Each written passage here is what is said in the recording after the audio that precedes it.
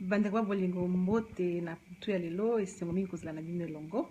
Lelo tokolobela likambo ya Deutéronomie 31 verset 8. Elobi nini na Deutéronome? Elobi ete kobanga te. Nzambe azali liboso na yo, akotambola na yo, akotika yo te. Me yo kozwa bolembu te ndeko na ngai. Ya solo eza makambo ebele bato bakoko traverse. Ozosala likambo ezosimba te, mbala na mbala ozobandela ntango mosusu okomona olembi na tiki. Me nzambe alobi kolemba te, zwa kaka makasi, zala na courage, ye aza na yo. Mingi namonaka ntango nazalaki epa na biso kuna na Congo, likambo mingi ya examen d'état, okomona moto asalaki examen d'état arate yango mbala liboso bamibale okomona tiki. Bandeko na ngai botika te, bolemba te, bunda.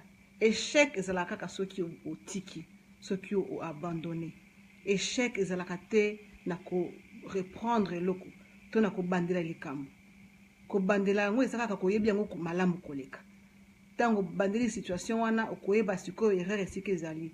Mais échec ezali nango te. Échec ezali tango tiki o abandonné. Alors vraiment nzambe azosenga te abandonné te, to lemba te. Na oyo tozosala aza na biso elongo, azomona biso mpe azopesa biso makasi. Mais senge biso tosimba makasi wana to continue na yango. Yango nde vraiment nalingaki vraiment to partager na poko ya lelo. Nzambe apambola bino, tomona lisusu lobi na poko.